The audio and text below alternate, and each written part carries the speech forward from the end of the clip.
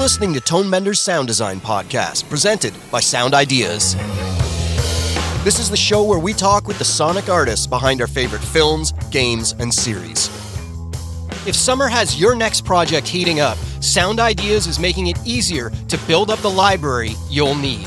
During the Sound Ideas mid-year sale, you can save 50% on all proprietary items. From impacts and ambiances to vehicles, animals, machinery, production elements, and specialty effects, you can stock up on these professional sounds before your next deadline hits. Get ahead of the edit with sounds ready for any scene, transition, texture, and any surprise that may come your way. Shop the 50% off mid-year sale now at sound-ideas.com. Hello and welcome to Tonebenders. My name is Tim Muirhead and I will be your host for this episode.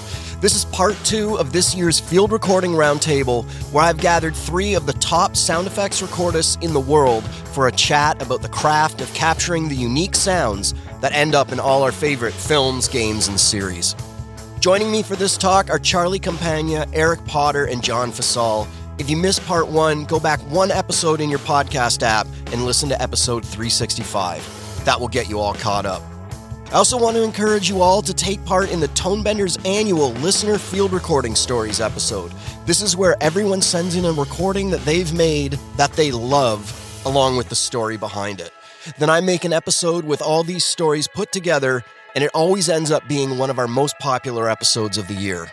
If you have a recording that you find yourself always mentally going back to, or an experience that really shaped you while you were recording, head over to tonebenderspodcast.com and click on the Listener Field Recording Submissions to get all the info on how to participate. Plus, everyone who sends in a story will have a chance to win one of 2 pairs of O-Mini miniature omnidirectional electret microphones. So don't be shy, folks. Send in your sounds. Submissions close on August 15th. Okay, we'll be joining the conversation with Charlie, John, and Eric today, talking about the cost of field recording gear and how it can start to really add up quickly. This conversation was recorded at Formosa, Hollywood. Big thanks to everyone at Formosa for having us to record there. So let's jump in with Charlie, John, and Eric.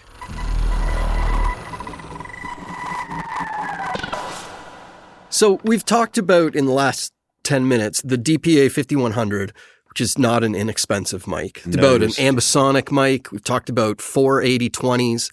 The cost of all these mics starts adding up quite quickly. What percentage of their mics are you renting compared to owning? Is it possible to be a field recordist and only rent mics? Like, if I was a 25-year-old just finishing school and wanted to do this, that's a big barrier to get into it. So do you ever rent mics? How do you go about kind of keeping costs in check? Charlie, do you want to take that? Yes, the answer is yes and no. But I think that along the way, we know in our profession we're going to need these tools for the gigs we get in the future. So when we are busy and we do have good work, I could speak for myself. I'll be like, oh, well, I have enough to buy another Sennheiser mic, or enough to buy another Schoeps, or maybe a figure 8, or whatever it is that you need that to complete your collection. But I've also helped friends that want to get things on a budget. I've consulted a lot for friends and for students. I've dealt with a lot of interns from colleges that wanted to come in, and that would be the question. I have $600 saved up. What can I get? So it always changes, but I think it is possible to get something on a budget side of things. If you wanted to experiment and record for discrete channel recording, you could save a lot of money. There's great companies now where you could get mics that are, $100 each, that have great capsules that you could use, and you can make your own array. But also the recorders are great, and a lot of those have built-in mics that have great stereo, and they have multiple inputs you could add to that. So I often suggest that. And in terms of renting, there's times where we might call each other and say, hey, do you have extra 190 or do you have extra 8020 that I could use? And, because we're buds, we help each other out. But there's times where, you need a specific microphone and you need to call up, there's no more location sound. Yeah, right. There's no more audio rents, but there's other places that could offer if you need to get, 3 more shotguns for your gun record or something. You know what I just found recently is that you can't rent a figure 8 mic to save your life. Maybe a switchable large diaphragm, But as far as an MKH30 or 8030, which is brand new. The new ones, or the old Neumann ones, like you and I, the only people in the world that still have the Neumann 100 series, figure 8. But yeah, like if you want to use MS, that's getting harder and harder, really. If you wanted to rent, it would be pretty much impossible. I've always felt like with MS rigs, there's such a personal thing that usually you don't know what you're going to get if you rent. So I use always like... Well, figure 8s are a little touchy, too. Yeah, they're very touchy. You kind of want to have your own setup. And then there's double figure 8, right? Right, which seems to be like double MS. Yeah, it seems MS. to be kind of a trend with a lot of the recording enthusiasts in the Slack group. And I don't really follow the Slack group as much as I'd like to, but there seems to be a lot of people incorporating that because it's compact. And Eric, you do a lot of double MS things for years, like for cars and interiors. Yeah. Actually, I would have, because I would always been doing MS for certain things, and then I had the other Sheps 4 or 41 CCM capsule, and when Rycote started making, I guess the WS9 or one of the fatter one. Yeah, the slightly larger one that had just enough room, and I really kind of cheated. Like, I don't recommend it to anyone, but I sort of rigged up a way that I had like just enough clearance. But if you did move suddenly with that setup, it would clunk around. You would hear the mic hitting the shelves. Yeah, the Sheps are the worst, especially even on the. But for the things where I was just being stationary mounted or handheld, or I knew how to handle that setup, so I would often have the third element of a rear mid, which I find useful in car recordings or like interior, where you want, like, say if it's a heavy dialogue interior car scene, if you have that rear perspective, sometimes it's nice to blend in over dialogue because it's not hogging up all the sonic space. Mm-hmm. It was a bit tweaky though, and post people sometimes it's just like they don't even like MS bother. sometimes. No, there's a lot of people that don't like they'll just throw away the side channel. I mean, I remember when we first started, there were some people, I will let them go nameless, but when we would have an MS mic, they'd say, just decode it for me. Yeah. Just decode it when you record it. And I go, that's not why we do this. Exactly. We do it so you can have some leeway later, and I don't want to make that choice for you. But nowadays, nobody says that anymore. I haven't heard that one in a long time.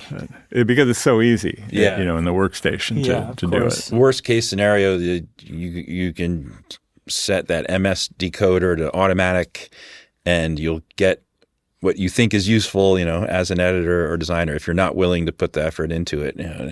And I can see why people get that busy where they don't want to have to do that. But I still think you're saving somebody's butt somewhere when they need that dead center middle for sure and don't want the ancillary environment or that bird or cricket that was going off. Maybe I'd like to touch on something that we've you brought it up with people starting out, and I've noticed that there's always like the mic de jour. It used to be the Sheps, right? It used to be a Sheps XY, and it was magical. The Sheps XY and the Nagra was just a perfect, made in heaven, right? Magical. The best combo. Sounded fantastic, especially in guns, you name it. Still some of the best single recordings of a gun, with no layering or anything. But it's funny, I've noticed lately, and who knows, it might already be changing, but the Sennheiser 8040 XY is kind of the mic du jour now. Everybody picks it up. So solid. Yeah. It's hard to beat it. It's but cheaper once than again, a Sheps. like what Eric said, you still don't have a solid center then. Right. So, well, the mic you're talking through is the 8060 that Tim has, and I bought that for just that reason because I was like, I don't want to lug out a 190 every time if I just want that direct perspective. I have all these omnis all over the place, or I want that point perspective so someone can always just cut with that if they want and then incorporate it out. And that was an interesting mic, but I found it to be lacking the low end. Which one? The 8060. 8060? Yeah. Did you ever try that one? I have one permanently with a MKH30, actually. Okay. I use it as a kind of quieter 191. Exactly. Exactly. It's like, and it's very manageable. It's so tiny. Mm-hmm. Yeah. Lightweight. So that makes a good MS. And I also have 8040, 8030 MS. So those are both always hanging around. Someone says, can we hang another stereo? Yeah, here. To me, the 40 is a little more robust than that mic. And I tend to use that more for, like, I'm like, maybe they designed that more for dialogue. Like, I remember when DPA came out with a short shotgun mic, and it was just unusable for sound effects for when I used it. It was very bright. 4017 or something like that. Yeah. I demoed that when it first came out, and I said, yeah, not for sound effects. Yeah, it was nice and bright, but it wasn't. Yeah, so some of these mics, you find that they're really good for certain things, you know. Yeah, I agree. It sounds, I'll tell you what, I have it back to back sometimes with a 416, and they sound very similar. I agree. Yeah. The 416 is such a, underestimated mic. I think a lot of people don't realize how great of a microphone it is. Yeah. Well, speaking of different types of mics, do you all ever use specialty mics, contact mics, hydrophones, geophones, anything like that? Maybe we can go around and talk about one of your favorite recordings using something that isn't, a traditional diaphragm mic. Yeah, we use them all. Yeah. That's kind of been also part of the fun of new stuff. The more recent years is the availability of these different kinds of contact mics. Every now and then something new pops up, and I think it's brought us forward, all of us. There's too many of them, to be honest with you. There's a lot of stuff out now, and people always like the guys that do the geophone. Loam, right? Loam. Yeah, great. Loam company. has all these different mics, and some people I work with sometimes, like a lot of the video game guys, are super tweaky and techy. And they know all these things, And so I have a bunch of. I have some of those little capsules that you buy and make your own mic out of them and stuff like that. They have extended bandwidth and the contact mics and all that. They come in real handy. You can get wider range of sounds sometimes by using some of these things. And minimizing unwanted noise. Like I was doing some metal stuff out the back of Warner Brothers because they had these wonderful dumpsters and big metal container stuff with hinged doors, and it was like, classic big, and a great new version of the dumpster material or something. But it's like, gosh, with a higher resolution recording and some of these contact mics. Eliminating the sound of forest lawn drive and everything usually you can't record back there. But I would do a regular condenser mic set up along with it. But sometimes it was those contacts that really brought out a strong signal that was not at all subject to the environment. I'm remembering that Eric and I were up somewhere in Northern California doing the anti-aircraft guns. Oh, yeah. Remember for Dunkirk. Yeah, for Dunkirk. And we had done all the shots and everything. It was great stuff, great location in a forest near a canyon and all that kind of stuff. But we had to get some Foley on the action of the gun, the mechanics, and the cranking the gun, because it was the Bofors, I think. Oh, yeah, the Bofors. Yeah, and so it has the whole thing like this. Cranking, and it has a great sound. Rotation. But it was so late in the day, the crickets and cicadas, whatever it was, were out Cranking. in force. Yeah. And so it was like, oh, this is all going to suck. And I don't know if we even we probably didn't have a contact mic, but we had a 421. And I just put the 421 right up next to it. Excellent. And it was perfect. Maybe if you really cranked it, you could hear there was something else going on. But it's really neat using the different type of mic in a different situation that you hadn't really thought of before. Absolutely. You normally probably wouldn't have put a 421 on now. What's a 421 again? It's a Sennheiser It Dynamic. looks like a big fat shaver. Yeah. Oh, You okay. see him Yes, on tom yes, drums yeah. a lot of the time. Classic drum mic. Yeah, I was going to say it's a music mic normally. Yeah.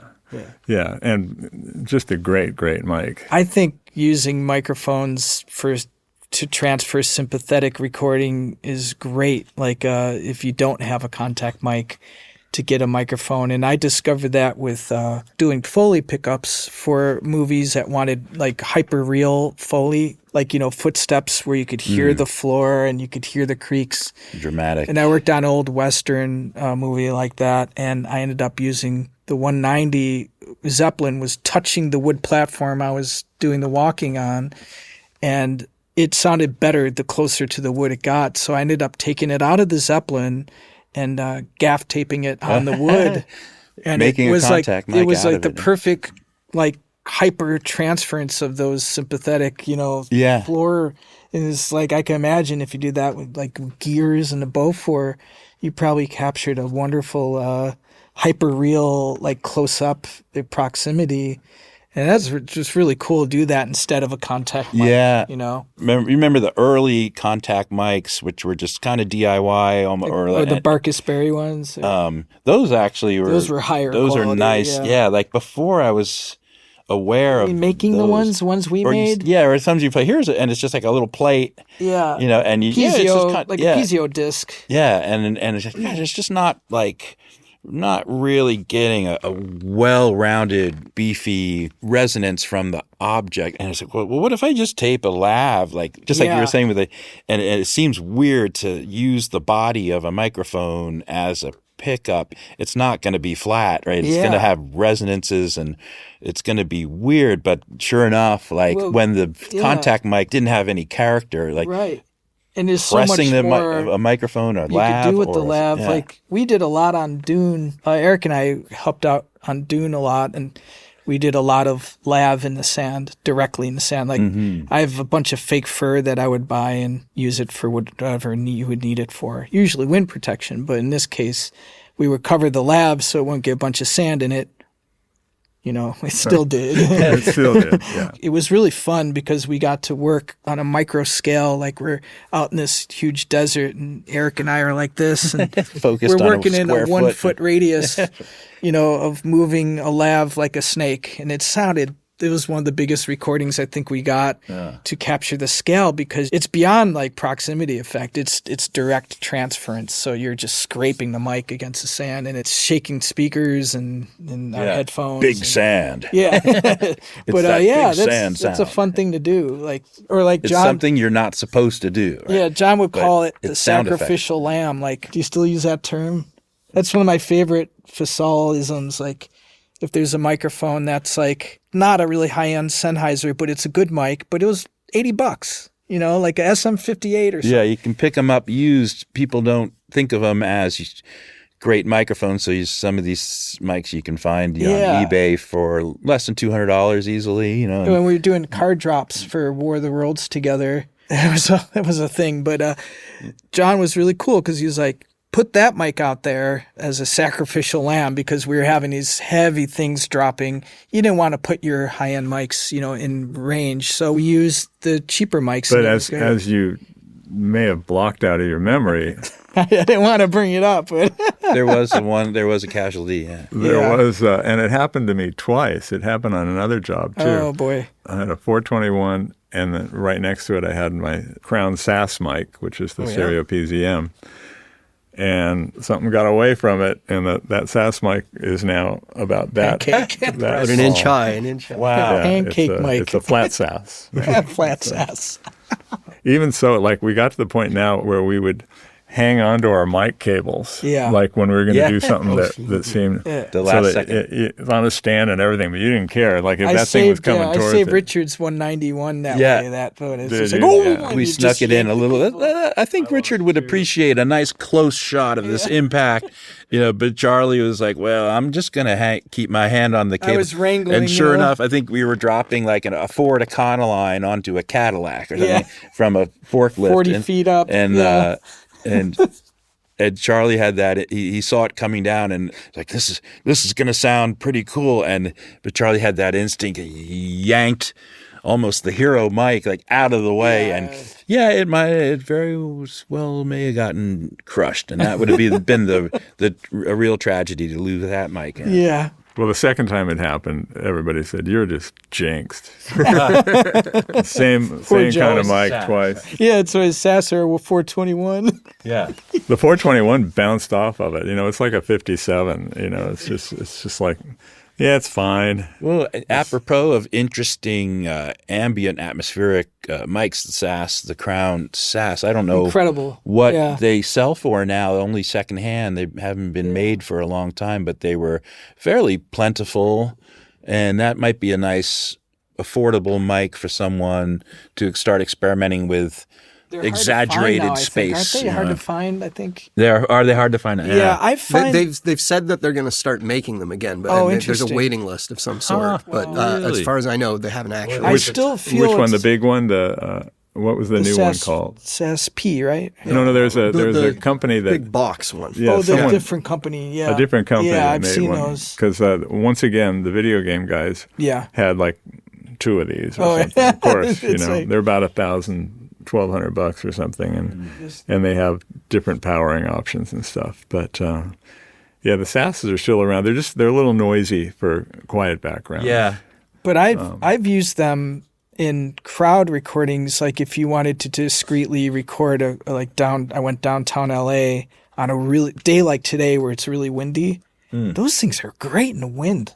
They're great on crowds too. I have a job coming up in a couple of days with some crowds, and the first thing I said is I'll bring all my SAS mics out, and we can see if we can place them somewhere, because they're really How sweet. do you replace the foam on those? That's my main question. Yeah, right. I got every now and then they pop up on eBay, and someone asks a fair amount of money for it. I got dead foam on mine. Yeah. Well, that foam puts gas, right? So the gas will make it decompose quicker. So So don't keep it in the case. Yeah, exactly. The one I had out of the case lasted a lot longer than the one I had in the case and it's the same with gear too. Like I have an old synth in the case with the foam, and I kept it closed all the time. And the foam, it's like you press on it and it doesn't bounce back. You got to get rid of it. Oh, it's true. That's a lot of the cases that have foam in them, you open the case up, even there's no mic in it. Exactly. And it's exactly that way. Yeah. Like even a 191 case will do that. Right. If you are a regular listener to Tone Benders, you've heard me mention the O-Mini miniature omnidirectional microphones from Chris Trevino. I've talked about how I love the neutral frequency response and how they are ultrasonic capable, allowing me to really bend and shape and have a lot of fun with my recordings in post-production. Each pair of mics is handmade by Chris Trevino, a practicing field recordist and a really engaged member of the sound community. He uses high-quality components and puts a lot of work into making and testing each mic to ensure they live up to his own high standards. The O-Minis are available in both XLR and 1/8-inch versions to accommodate any kind of recorder you might have. Between their compact form and robust build quality, they work great with a variety of workflows, from everyday carry recording kits to expeditions where every gram counts and you want to keep your pack weight light. Maybe my favorite thing about both versions of the O-Minis is the price. They are extremely affordable. At $130 American for the plug-in power stereo pairs and $150 for XLR pairs, they offer a lot of value. I suggest you give them a try. At this price point, it is a no-brainer. To learn more, head to chrisatrevino.com/store or click on the link in the description of this episode in your podcast app. Also, please note, if you're listening to this episode right when it releases, the plug-in power version is presently sold out, but will be available again in August. We've been talking about a SAS mic, SASS. This is a kind of a boxy stereo microphone that has a baffle between 2 PZMs. Can you give me an example of when you would turn to a unique mic like that? John?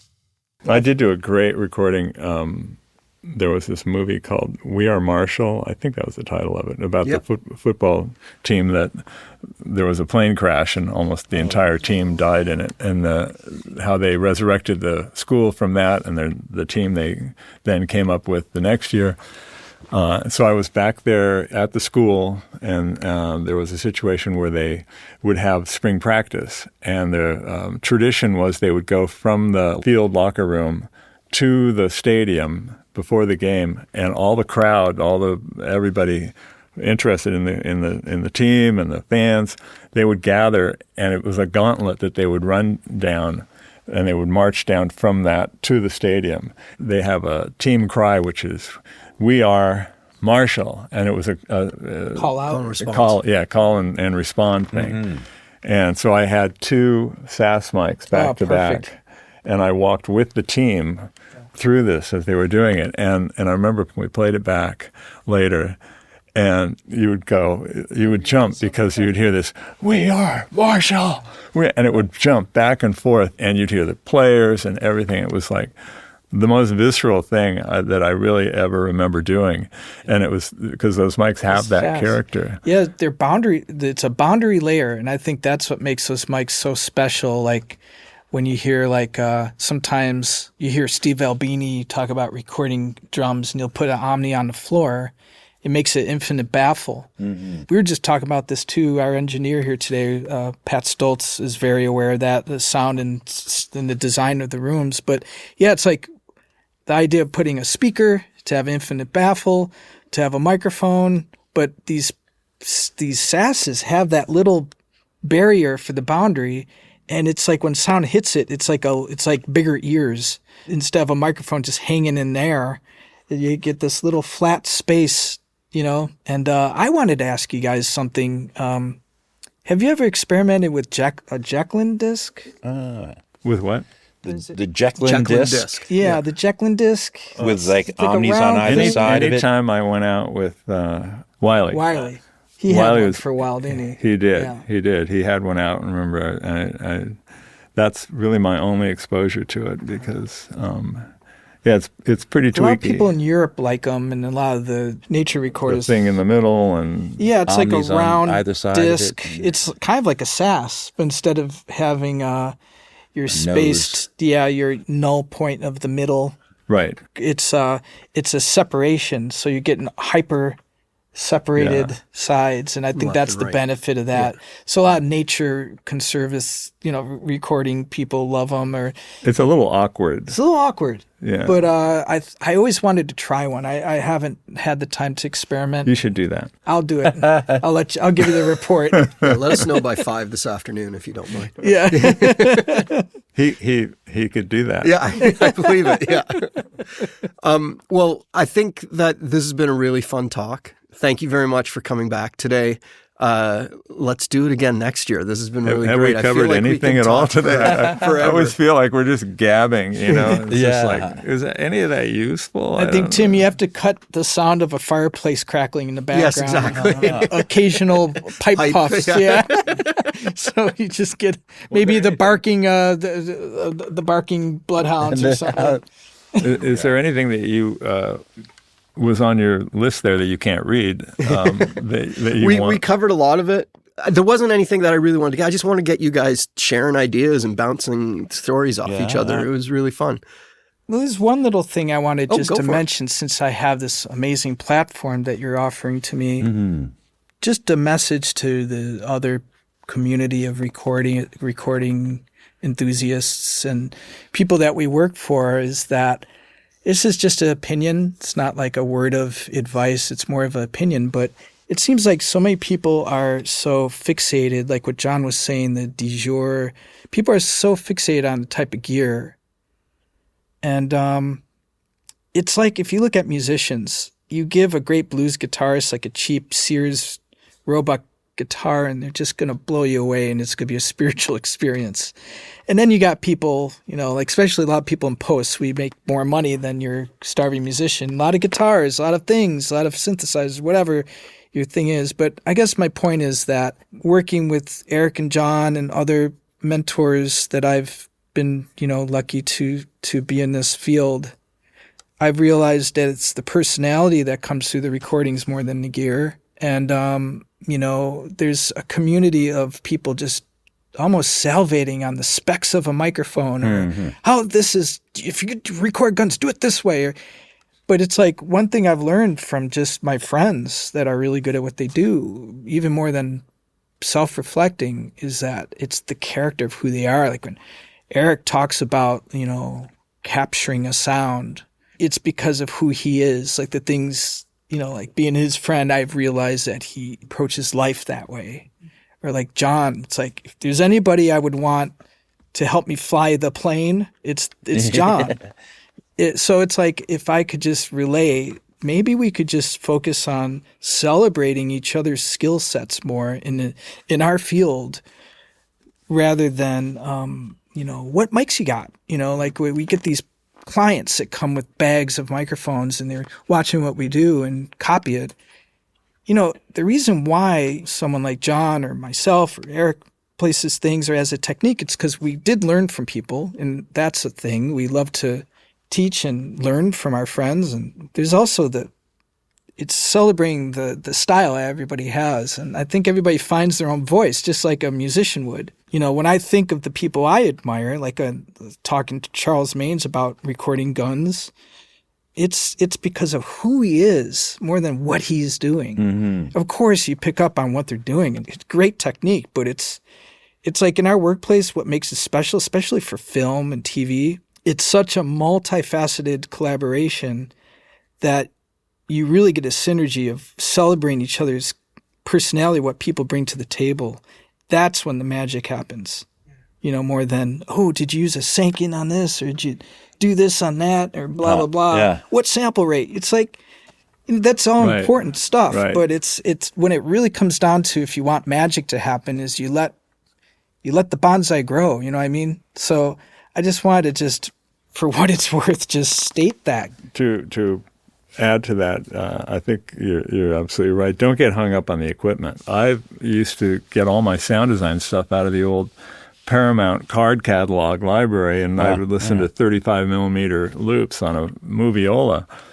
Some of the worst recorded sounds were the greatest things I used for design, because they were great sounds. Yeah. It didn't matter if it was recorded on optical. Right. It was still, it had this character and this emotion to it. Listen more and pay less attention to, having the latest and greatest piece of gear. Find a great thing to record it in a good space, and you'll have something. And like you said earlier, so much of the equipment now is so affordable, but it still sounds so good. Mm-hmm. Completely. That don't worry about that. Like those Uzi microphones, right? Are they Uzis? Is that what they're called? The Lohms? The Lohm. Great microphone. Like if you're like a student, you have $200 and you want to buy 2 microphones, they're amazing. And you could have them separate so you could do different things with them. Or you can put them right up against something and use them as a contact mic, exactly. right? Exactly. We learned that today. Yeah. Yeah. I think today there's the sheer, not just the affordability, but sort of the difficult part is the sheer number of things that are available. Like someone comes out with us and they've got, well, look at this is the new, and like, oh, geez, I've been doing this for 35 years. Do I need to get more stuff still? Yeah. Like, I just still have to keep buying stuff to keep up with what's out there? And, I don't think so. I don't, there's some great hand tools that do come along, but I remember the feeling that I would have working with the same tools that were handed to me in the 90s, and just a sense of discovery and satisfaction from recording with that. And that's still the feeling I want to get now. As much as I'd love to have all the available gear and stuff, I don't think I ever will. And it's but I'd rather have that feeling of having created something and handed it off to somebody who really needs it and it helps them. Yeah. Well, you nailed it on the head, because after all, what we're doing, we get hired to do this, and we're trying to, as all the guys up north say, it's storytelling with sound, right? So it's like, when a supervisor or the director, a lot of times the director will say, I really want this to be this way. That already sets a precedence to what choices you make, even down to the gear level of what you're going to do. And it isn't just like we're going to just experiment all day. We have a focus that we start with. And that's the thing. If you're able to work from there, then it's like very purposeful recording. Yeah. Instead of just like and they don't hours care of stuff, you know, it's more they don't like, care what mic you use to do it. You know, they got the creative impulse that they were hoping for. And you're understanding what they're talking about. Yeah. And a lot of times, like with our friend Doug Hemphill, the mixer, he's really amazing because a lot of great recording is not just the gear and the intent, but also what you're recording. And if you work with a really good mixer like Doug Hemphill, he's going to suggest all these great props to record. Oh, that's a whistling sound, but if you could get your hands on Aztec death whistle, that's really cool. It sounds like a scream, you know. So it's like you kind of learn from the prop set you hold on to, and that takes up more space than our microphones. Like I have sheet storage metal of prop storage things. Yeah, it's like stuff that we hold on to that we know that we could always, you know, like an old car door or things. Yeah, no idea is too stupid. Yeah, yeah. Because I've heard some really stupid ones. And, well, I still remember one great gun recording we did with Richard. We had a mic somewhere in kind of off in a gully somewhere. And I remember we shot something and we were listening back and go, the mic sounds fantastic. And we looked over and it had fallen over on its side. On the ground. Like, got to remember that one. We love that guy, John, but why are all of his mics just sitting in the grass? John's technique is really slipping. I think he's lost it. In maybe 2010 or 2009 or so, when I first started getting into field recording, there was a gentleman named Tim Preble who's based in New Zealand. Oh, Tim, sure. And he would do these blog posts about field recordings that he'd done. And I was super into it. And he was using, one of the mics he was using was a Sanken CSS 50. And he'd put like examples of it, and I was like, this mic sounds amazing. I love it. I saved up to get that mic. I live in Canada. I went to New York to get it because it was so much cheaper there, and like snuck it back across the border. And I never got along with that mic. Yeah. Like it worked great for him. Sanken's like that though. I think Sanken microphones just never, I never was able to get stuff from it that I liked. They're like the odd duckling microphones or something. But for Tim Preble, it was what he wanted to use, and it worked great for him. But I feel like to kind of expand on what you were just saying is that like different mics grab people different ways, and the mic that someone else you see using, they get great results from it. It doesn't talk to you and doesn't fill what your brain's looking for in your next recording session. And how versatile is the mic? You know, like some mics are really versatile, and some mics are really, they only shine in certain situations. Yeah. You know, sometimes like it's the cheapest mics that you can actually stick inside the beehive or something like that. Very much so. Are the ones that make you so excited and telling your friends that couldn't care less about recording. It's very true. Very true. And then beehive recordings, like for that Blade Runner movie, I recorded those bees, and that's what I did. I stuck 40, 60 or whatever, just a lav in the beehive because it fit. Yeah. And it was great because that's where you really got the bees entering and leaving the little hive. Otherwise, we weren't in the countryside recording this exotic bee. This was a guy who had like some hives stacked up in his backyard in East LA. So it was like traffic everywhere, and it was really a lot of RXing to make that work. And we found out that if we obstructed their flight path, it got more chaotic. So we were able to make a cacophony of bee, swarm. And then when you take away the board, it had a direct flight, and it was more streamlined and more powerful. So it was really fun just with like this close proximity of how the mics we had at the entrance of the little hive, how it was, capturing so much. Did you do it kind of like a car set? You had bee buys and in and stops. And here's your mark. You come in here, stop right here. Okay, can we go a little faster this time? I'd like to get slow, medium, and fast. Awesome. Yeah. Well, thank you very much, guys. This has been wonderful. All right. Sure thing. Yeah, good deal. Yeah, always a good time with these fantastic guys. And you're part of the band now, Tim. You know what? I genuinely really enjoy hanging out with those guys. They're really great people, and they really know what they're talking about.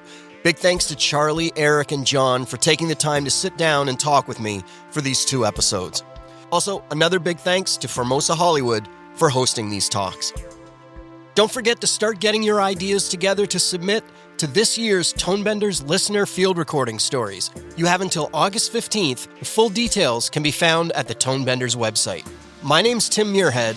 Thanks for listening to Tonebenders Sound Design Podcast. If summer has your next project heating up, Sound Ideas is making it easier to build up the library you'll need. During the Sound Ideas mid-year sale, you can save 50% on all proprietary items. From impacts and ambiances to vehicles, animals, machinery, production elements, and specialty effects, you can stock up on these professional sounds before your next deadline hits. Get ahead of the edit with sounds ready for any scene, transition, texture, and any surprise that may come your way. Shop the 50% off mid-year sale now at sound-ideas.com. Tonebenders is produced by me, Timothy Muirhead. Theme music is by Jim Guthrie. You can reach me via email through info@tonebenderspodcast.com. Follow Tonebenders on Instagram to stay on top of new episodes. If you like the show, you can help us out by spreading the word to your friends and colleagues, or leave us a tip. Just go to tonebenderspodcast.com and click support.